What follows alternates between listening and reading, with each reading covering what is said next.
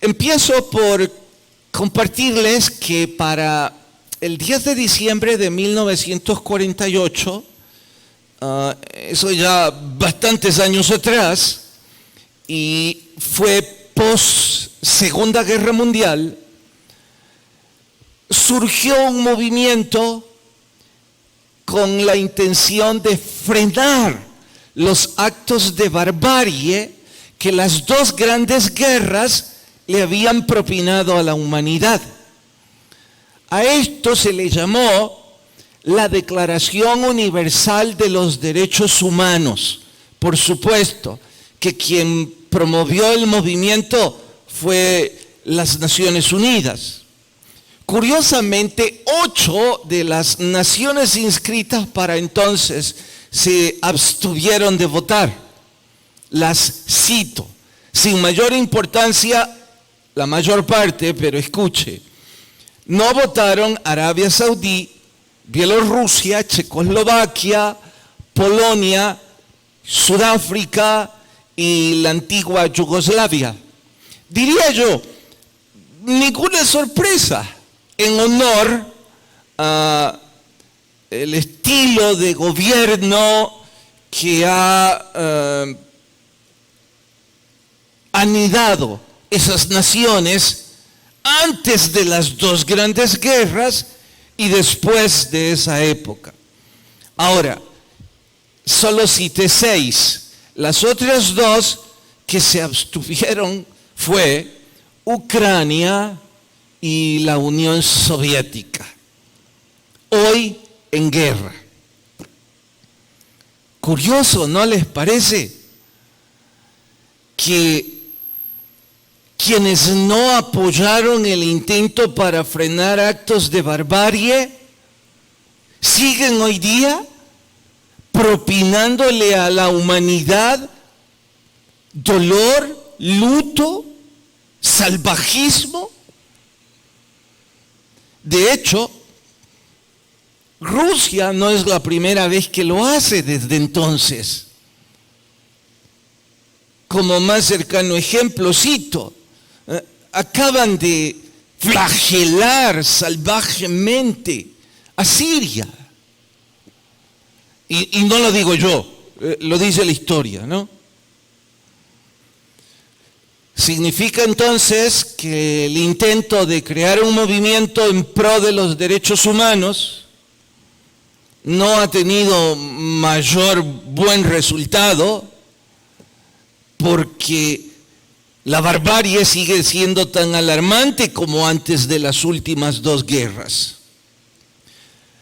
Por supuesto que se aplaude el movimiento.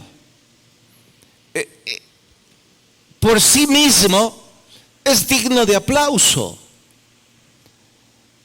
No está mal. Lo que ha estado mal siempre es que nosotros los hombres lo arruinamos todo. Pero bien, como sea, y desde entonces se ha levantado una cantidad de movimientos pro derechos humanos.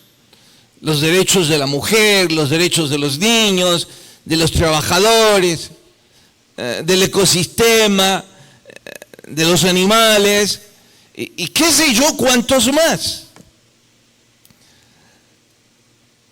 Pero válido es preguntarnos, ¿y por qué sigue la barbarie? ¿Por qué no ha conseguido todo este movimiento frenar al lobo del hombre? Yo no intento llevar un mensaje a las naciones. Me gustaría, pero no creo que me quieran atender. Ni creo ser yo un enviado para hablarles a ellos.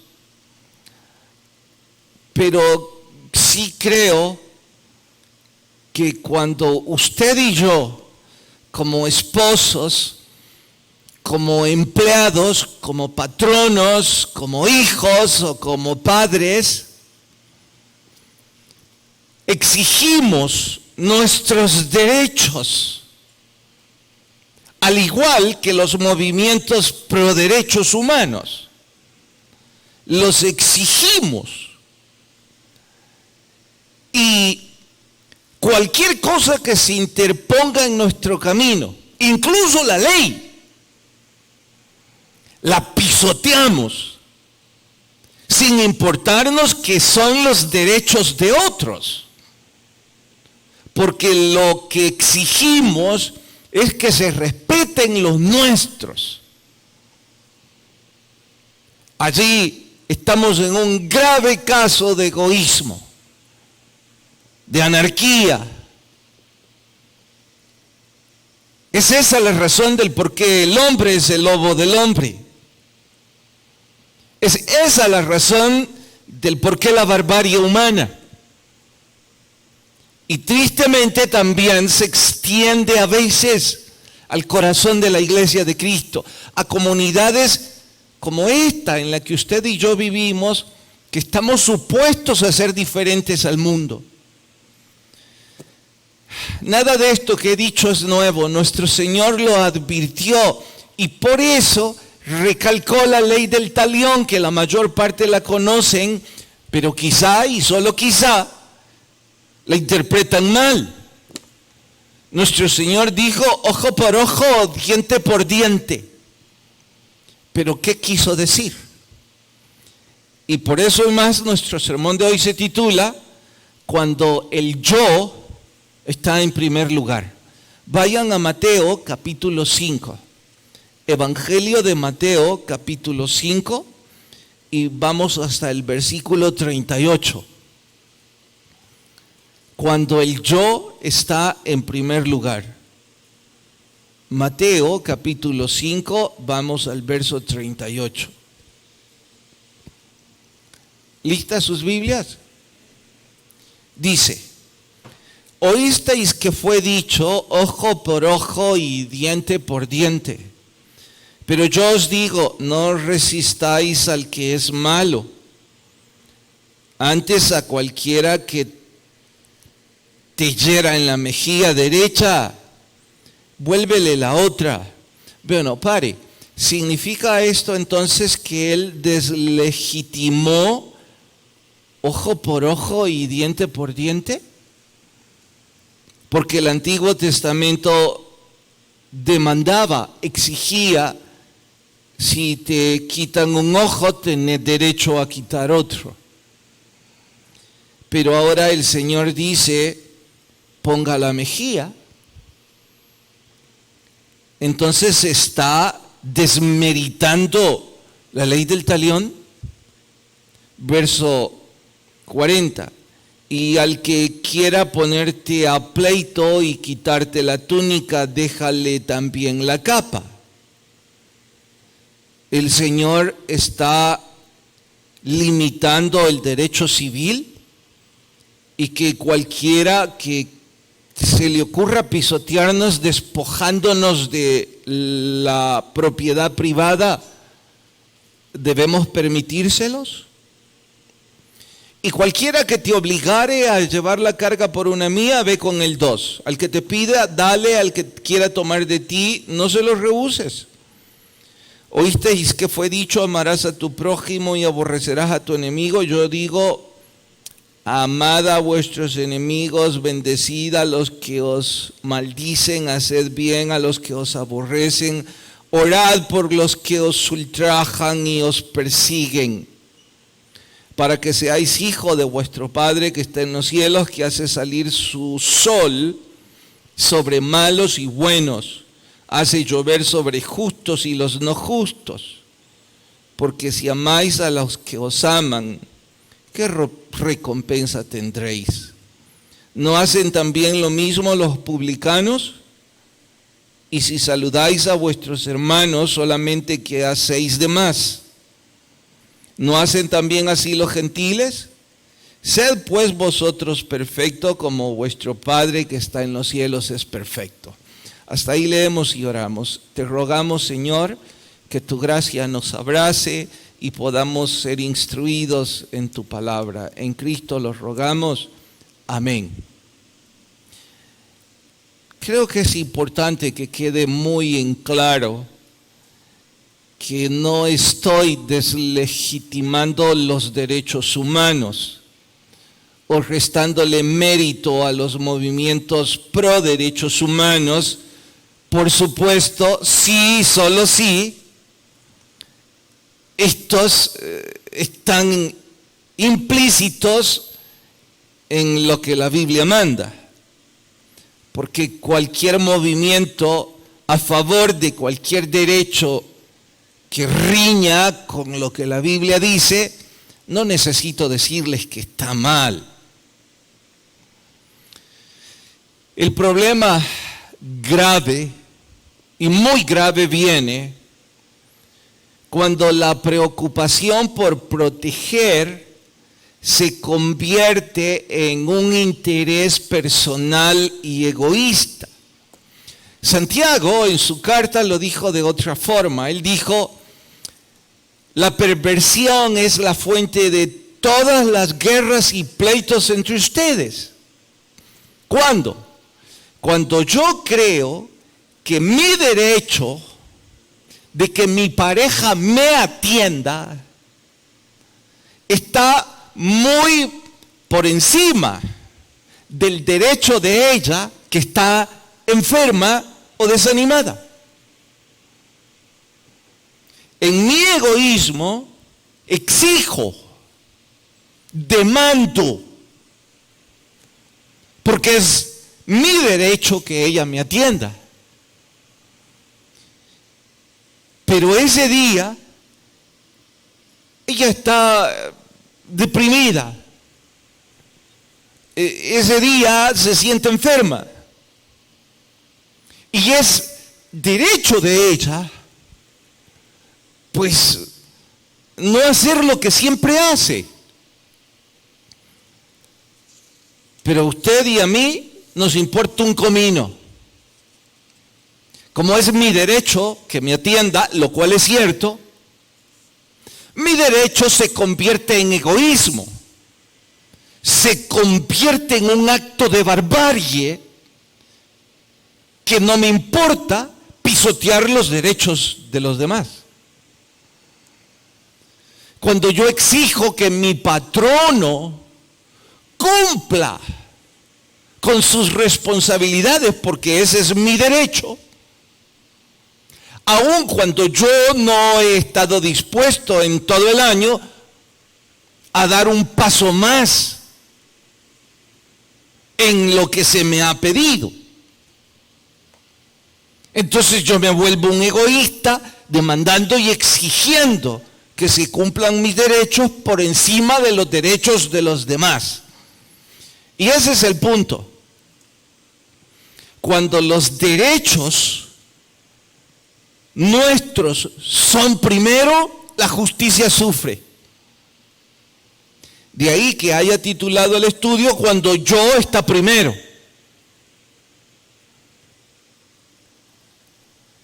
Pienso que pocos versículos de la Biblia han sido tan mal interpretados como precisamente este párrafo. Digo mal interpretados porque algunos van a los extremos. No, mire, ojo por ojo dice ojo por ojo. Usted tiene derecho a vindicarse, a reclamar su derecho y a desquitar lo que es suyo. Y otros van al extremo de, no, ahí dice que ponga la otra mejilla. Así que todos los delincuentes que nos estén abofeteando, pues en este reino tienen licencia para dar bofetadas a su antojo. Y creemos la secta de la mejilla golpeada. No, no puede ser. De hecho, como principio filosófico hay que advertir, cuando el error no tiene consecuencias, se vuelve anarquía. Cuando su hijo pequeño hace cosas que atentan contra él o contra otros, Si usted y yo no los disciplinamos, si no les enseñamos que eso significa consecuencia, ellos van a vivir sin ley. Pero no solo los niños, también los adultos. Nuestro Señor no podía estar enseñando eso. Bueno, ¿y entonces qué enseñó? Empecemos por establecer una especie de fundación. Digo fundación teórica. La ley de ojo por ojo tenía dos principios. Es como interpretemos el espíritu del por qué se dio esa ley. Y en honor a ello establezcamos dos premisas. La primera, intenta la ley reducir el crimen. ¿Por qué? Porque si usted le saca un ojo a alguien, le van a sacar otro a usted. Nadie quiere perder un ojo. Entonces, nadie querrá dañarle un ojo a nadie. Y en ese sentido, es que el espíritu de la ley es reducir el crimen.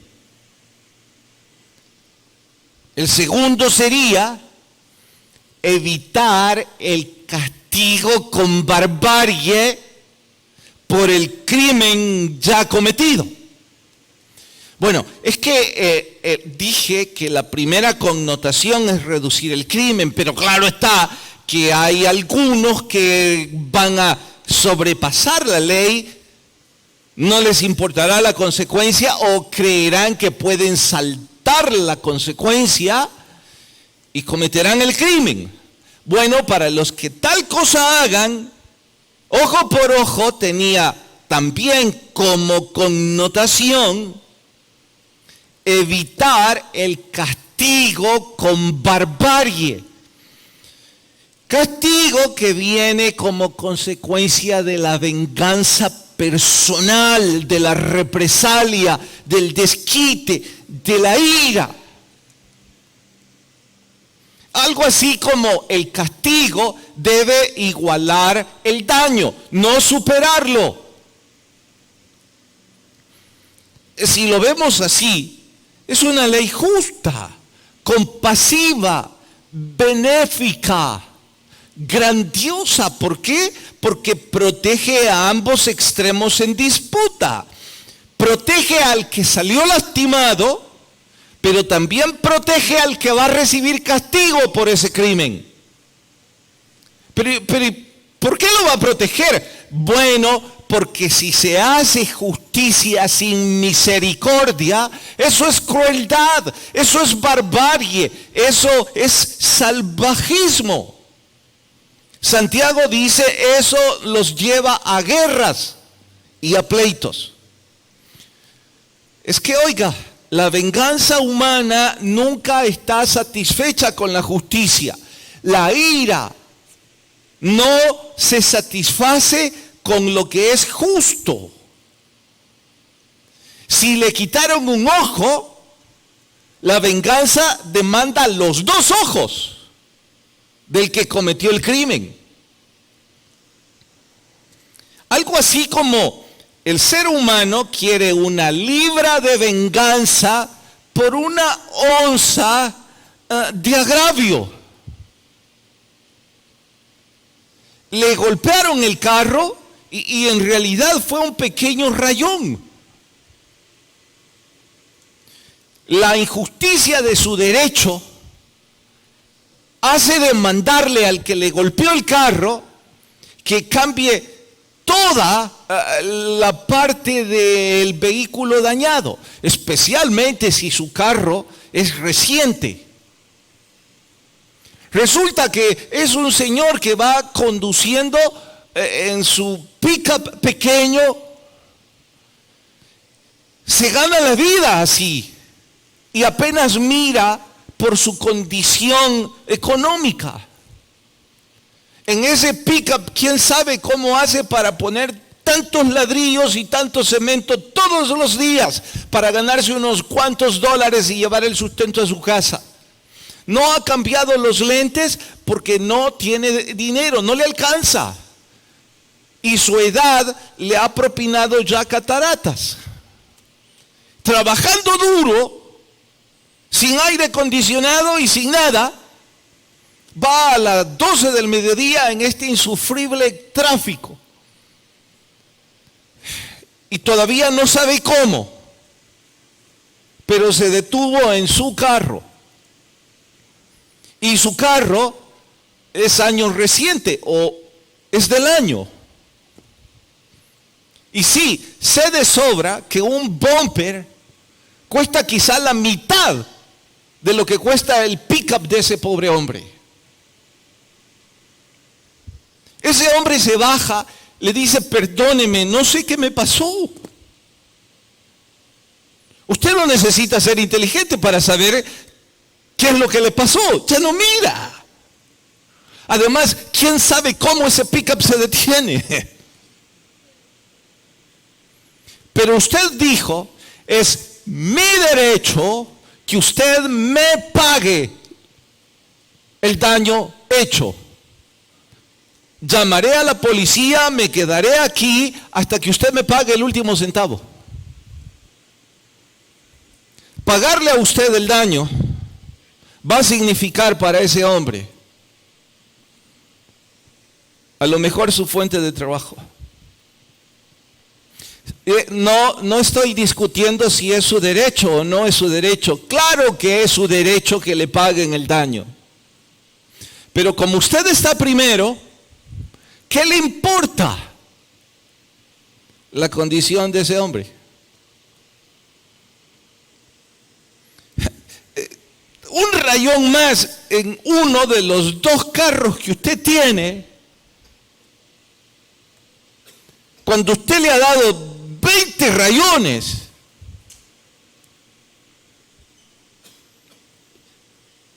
pero su derecho está primero, ¿verdad?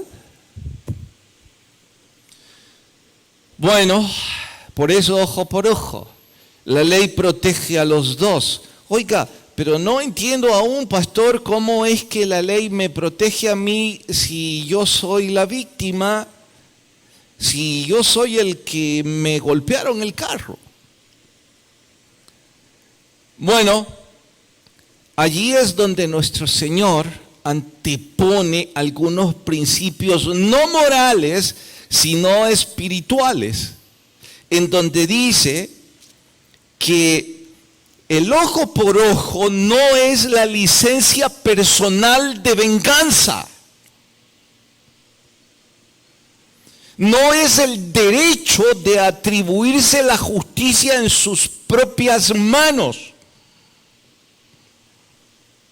El ojo por ojo es compasiva, es justa, es benéfica y procura proteger a ambos extremos. No estoy diciendo con esto, bueno, entonces que cada quien haga lo que quiera. Eso es anarquía. Menospreciar, excusar u ocultar la injusticia también es un acto de perversión. No acusar a alguien que está cometiendo crímenes es un acto de perversión. Es tener complicidad con el criminal. Exactamente como un púlpito.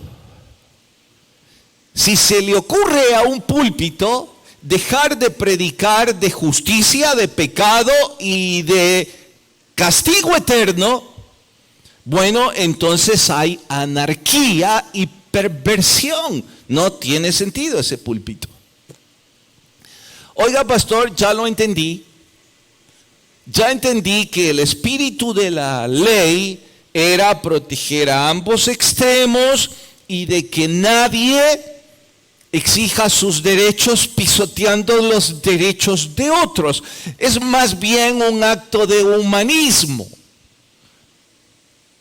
Bueno, si quiere verlo así, bien, pero mejor si lo entendemos con los ejemplos que nuestro Señor cita. Él da 4 ejemplos en donde Él dice, renuncien a su derecho. Que su derecho no esté en primer lugar. pero no porque la ley les obliga, sino porque su espíritu magnánimo y benigno les empuja. ¿Qué ejemplos? El primero está en el verso 39. Dice: yo os digo, no resistáis al que es malo, antes a cualquiera que te hiera, vuélvele la otra mejilla. Les explico. En ese entonces, una bofetada era el acto de mayor humillación pública.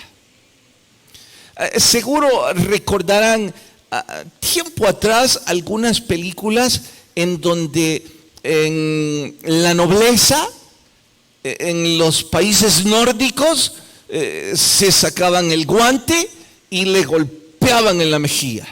Era una bofetada, pero esto, más que el dolor infligido físico, era el acto de humillación, de indignidad. De eso es lo que nuestro Señor está hablando. Hoy día, si queremos hacer un parangón, tenemos que decir que lo mismo sucede cuando nos insultan, cuando nos dicen groserías, o cuando nos inculpan, cuando nos calumnian, o cuando abusan de nuestros derechos. Es un acto de humillación. Bien, entiéndalo. Nuestro Señor no dice, ¿le dieron una bofetada? Bueno, pues entonces, dele usted otra. Tampoco dice, ¿le dieron una bofetada? Ponga la otra y que le sigan dando las que quiera, hasta que lo tumben. ¿Qué está diciendo? No se vengue, no tome represalias, no se desquite, no busque la vindicación por encima de los derechos de los demás. Sea humilde y sea compasivo, es decir, deje la venganza en las manos de Dios. O si corresponde, deje la justicia en las manos de las instancias pertinentes, no la suya. Un ejemplo sería, antes de exigir el derecho sobre su bumper, sobre el bumper de su carro, sabio sería que vea a los ojos a ese hombre y que le pida sabiduría al Señor y que pregunte un poco sobre la condición de ese hombre y la compare con las finanzas de su cartera.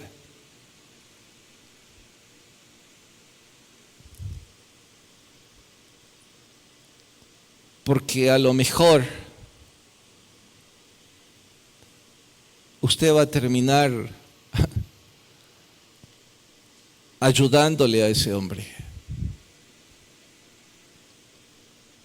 Ahora, si en realidad es un daño grande que le han propinado, bueno, hay instancias, al menos en este país las hay. Para eso están las leyes, para eso están los jueces, para eso están los abogados. Sea humilde, sea compasivo y deje la venganza en las manos de Dios en primer lugar y la justicia humana en las manos de las instancias a quienes pertenecen. Pero no se le ocurra tomar usted la justicia o peor aún, la venganza, porque eso será un grave horror a la ley que el Señor nos está gritando. Esto significa renunciar a nuestros derechos, ¿no? Sí, significa renunciar.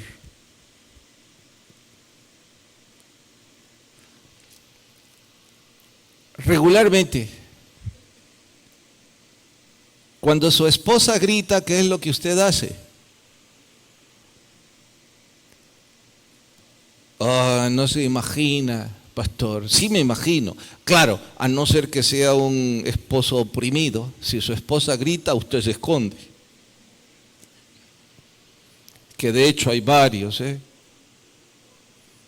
Pero no es nuestro caso en cuestión. Si ese fuera el caso, es otro tipo de sermón.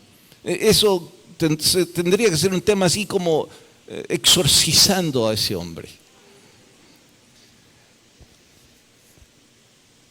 Entonces dice, no tome represalias gritándole como ella gritó. Renuncie a eso. Quizá lo mejor es esperar que se calme, que sea un momento más oportuno y preguntarle, ¿qué te pasa? El segundo ejemplo que nuestro Señor pone de rendir nuestro yo es nuestra seguridad. El caso es con la capa, que si alguien nos la pide, que si alguien la demanda, pues que se la lleve. Les diré por qué es un caso de seguridad. En ese entonces la capa era una prenda exterior de supervivencia nocturna. Eran peregrinos, no tenían dónde cobijarse, un techo que los protegiera, y la mayor parte no tenía más que una sola capa. Eso significaba que si alguien tenía que pagar con su capa, casi estaba pagando con su vida, porque en una helada nocturna no la soportaría. Así es que por ley, los tribunales les era prohibido exigir la capa. Supongo que es algo parecido al espíritu de que los aguinaldos no pueden ser objeto de descuentos. Entiendo que es así la ley, ¿no? Bueno, digo, no puede recibir descuento de parte de la empresa que elabora, aunque ya el aguinaldo se lo deba a otros, eso es su asunto. Pero la ley tiene el espíritu de proteger ese sobresueldo. Bueno, de igual forma, ahora nuestro Señor dice, bien, fuiste a un tribunal y resulta que ya no tenés nada que quitarte, excepto la capa que tenía valor significativo, monetario. No, ¿qué monetario? Nominal. Entonces,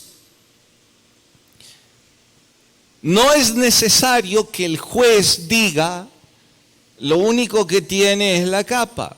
Dice el Señor, désela.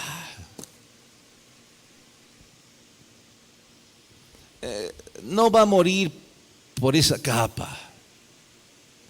Y si eso ayuda al derecho del prójimo en no guardar resentimientos, déjesela.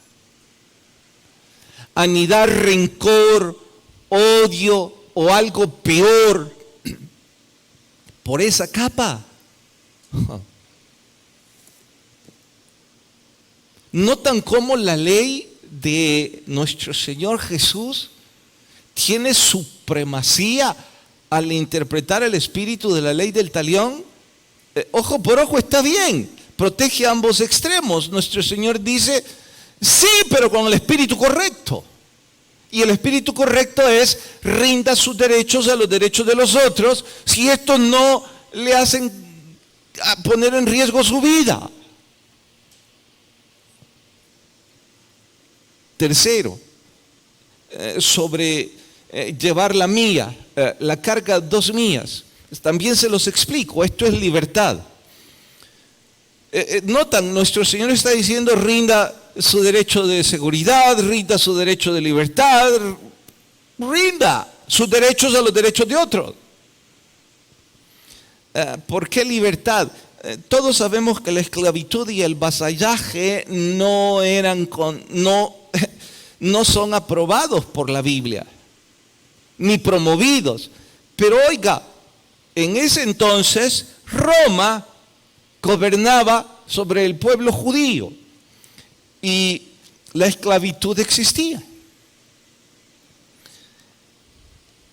En esa esclavitud había una ley que decía: todo soldado romano tiene por ley el derecho de pedirle a cualquier judío, es decir, a cualquier esclavo, lleve mi carga, una mía.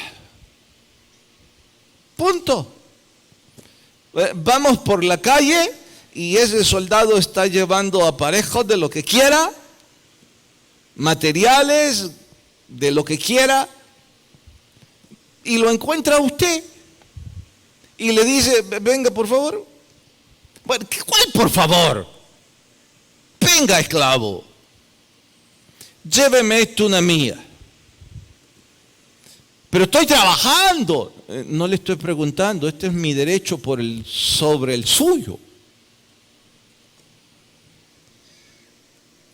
Dice nuestro Señor: bueno, no la lleve una mía, llévela dos.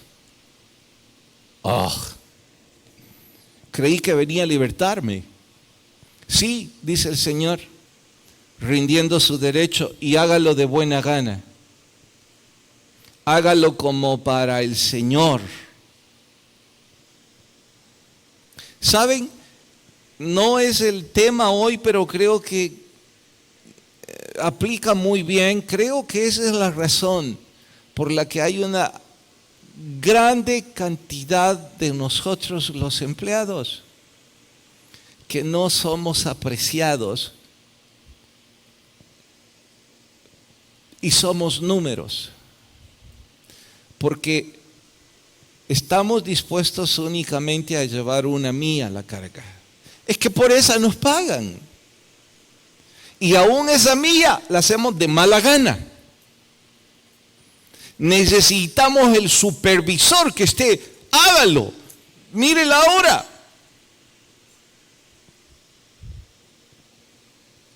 Nuestro Señor dice: hágalo para Él. Y si puede, hágalo dos mías. Rinda su libertad y hágalo de buena forma.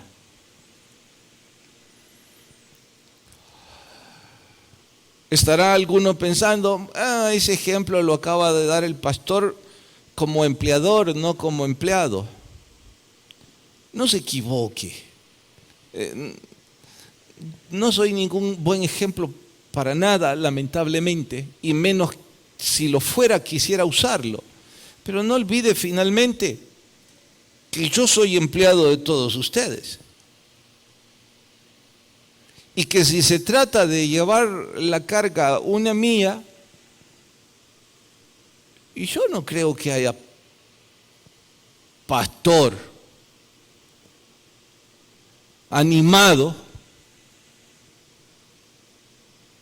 que esté llevando la carga solo una mía, a no ser los que trabajan solo por sueldo.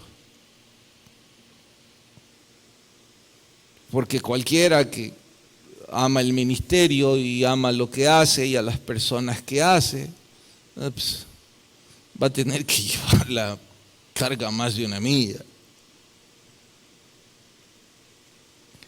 Y finalmente, el verso 42 habla sobre la propiedad privada. Dice el 5:42: al que te pida, dale, y al que quiera tomar, no se lo rehúses. Nuestra naturaleza dice poseer. Esto es mío, no tuyo. ¿Y qué? ¿Ahora el Señor está socavando los derechos civiles? Está diciendo: ¿Desapareció la propiedad privada? ¿Pueden tomar de mí todo lo que quieran? No, está hablando de generosidad. Está hablando de no tomar la ley en sus manos. Está hablando de no odiar. Está hablando de finalmente decir que decida la ley. Que ellos tomen control de lo que debe hacerse. Pues vaya y pregúntele al abogado. Ahora, si no es una instancia legal, sino más bien una instancia familiar, dice, hágalo con generosidad. Finalmente su hijo, ¿no?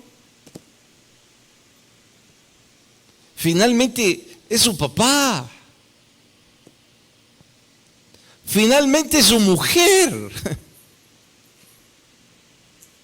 Y yo tengo que preguntarle aquí a todos los hombres como un simple ejemplo. Todos los que manejan ustedes el dinero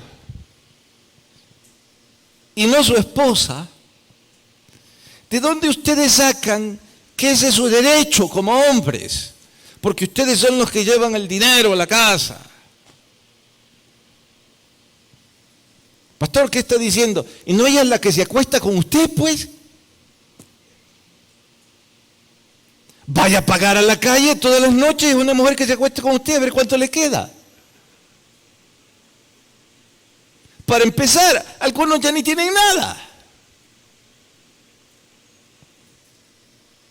Nada en la cartera, ni nada en el físico. ¿Qué creen que van a encontrar una fila de mujeres felices? ¡Ay, qué hombre más lindo con ese estómago sin pelo y sin dientes! Hombre, pero su mujer está ahí. Tiene mucho derecho, ¿no? Pastor, iba bien, el tema iba muy bien. Sí, hasta que toqué su derecho, ¿no? Hasta que toqué su bolsillo. Hasta que saqué que usted no le quiere dar para que se vaya a comprar los famosos estrenos. Usted tiene ojos para ver a otras mujeres y dice qué mujer más elegante y la mía, mire, el mismo vestido. Sí, porque usted no le da la plata. Désela. Renuncie. Pastor, es hora de ir a ver el mundial. Puede terminar ahora. Es que en realidad ese ejemplo no estaba en mi bosquejo. Y entonces, ¿cómo se me ocurrió? Es que vi a algunas esposas con los mismos trapos de hace un año, con los mismos zapatos, mientras ustedes se compran tacos caros y ni siquiera los ponen a jugar. O sea, es puro adorno. Dejen mejor que su esposa luzca linda. Me siento amado esta vez por las mujeres. Oremos.